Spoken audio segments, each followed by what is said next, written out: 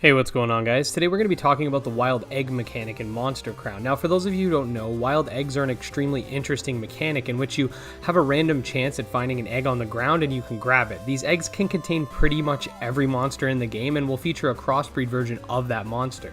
Now, interesting to note from a lore perspective is that they do mention in-game that eggs are unlikely to happen in the wild, but still do. So that's sort of a little call to the mechanic itself. You can also find wild hybrids, which we actually did find in our stream, and I found a few since, but basically you can assume that these hybrids are the result of those wild eggs. The wild hybrids are also quite rare. Now, this video is going to focus on probably the best wild egg farming method in the game, and this method is courtesy of Sai the Psychic Boss on the Monster Crown Discord. I've tried some other methods myself, but let's just say Sai got the best one, alright? So a couple of things to note before doing this is that you're going to have to at least have one high-level monster on your team, as the wild eggs actually have a chance to spark an encounter with the egg's mother. You can't catch these monsters, unfortunately, but just have a monster that's going to be able to deal with that. I've generally seen monsters around level 30-ish, and apparently they scale towards the average of your team. I do need to test that out a little bit more, but for this method, I just have my Dracoil, who's started at level 50 when I started doing this. He's around level 80 now. Okay, other than that, also to note is that Monster Crown actually has spawn locations, which you have a chance to spawn various things. You can find an alloy leaf, an NPC that might either want to trade or battle, a pumpkin, an item, or a wild egg. There's a few options, but just note that these are randomly generated, and there are a few ways to reset the regular spawns, but the NPC spawns are going to need a soft reset to get rid of. So the main two ways to reset a spawn are either to A, get in a battle, or B, enter and exit a house or a forest. Alright, now with all of that out of the way, let's start the farming method. So firstly, you're going to want to go to this point here on the map, which is just east of your house if you follow the path. You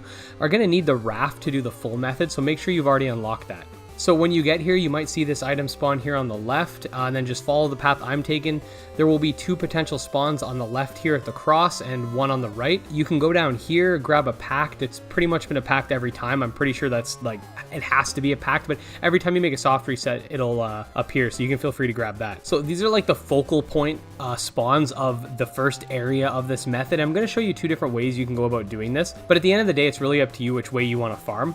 Both methods seem to be relatively equal in terms of efficiency, so you can decide. So this first method's going to have you hang around this area. Basically, all you got to do is run around like I'm doing now, exhaust all the spawn points, then get into a battle, run away, rinse and repeat. There are also some spawn locations closer to Milltown, but I find they generally take more time to get to than they're worth, and I oftentimes find myself getting stuck in wild battles, which wastes a lot of time. Also, sometimes I find for whatever reason the spawns just refuse to pop up once in a while, so when that happens, I'll just hit the soft reset. Basically, you're going to do this until all the regular spawn points have become NPCs, because remember, NPCs will not leave unless you fully reset the game. On a side note, the wild egg farming also doubles down on an NPC trades farming method as well, because you can check out, see what these guys have for you to trade, because those are also randomly generated. Once you've exhausted most, or if not all, of the spawn points here, use a raft to travel to this area, and we have a bunch of spawns to check out here as well. So from this point, what you're going to do is you're going to follow the path north, and you're going to find a platform. There are two potential spawns, one right here, which is an NPC, and then one down here, which is also an NPC. If you're feeling a little crazy, you can also come down here, and there is a pumpkin apparently, but that can also be a wild egg. The problem with that spot is there's a little bit of a chance of you getting in a wild encounter. There's another spawn here, which apparently turned out to be a Harvskin. You're just going to run away. That would have actually reset the spawns. And then, so there you go, we got an alloy leaf. Then you're going to continue east, and there's three main spawn points over here as well. There's one at the top, which turned out to be a dude. There's one over here to the right, which is an alloy leaf, and that T-Don wants me. So we got another alloy leaf.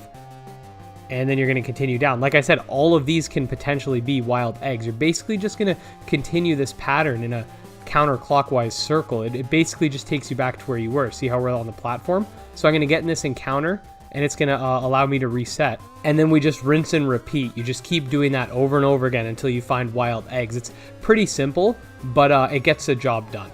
You can keep continuing this method until everyone up here has become NPCs once again, and then head back south and do the method at the bottom and soft reset when that happens, and then save down there and soft reset and then come up. You're basically just going to go back and forth. It will take a little bit of time for a wild egg to pop up, but honestly, like, this has the most amount of spawn points and the smallest amount of space in my opinion. So there is also another way to do this, although I'd recommend doing this when you're more familiar with both areas, and that's basically to run through the bottom area up to the top, check all spawns, use the forest to reset, then check all spawns again, go back down, use a wild to reset, etc. Basically, you're just gonna run back and forth. You're not gonna do the reset method where you kind of go one area then two areas. You can do them together as well.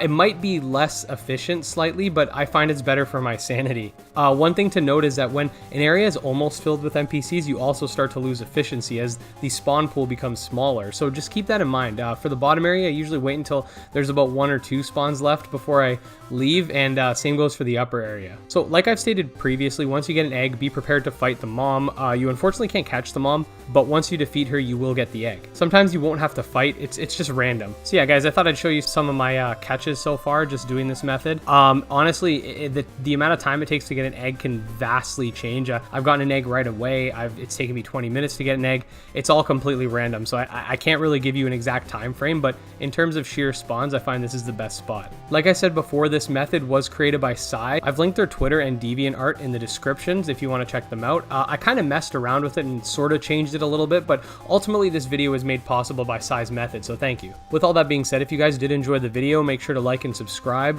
Follow me on Twitter at GymLeaderEd. Check out our subscriber Discord, all links in the description. Until next time, peace.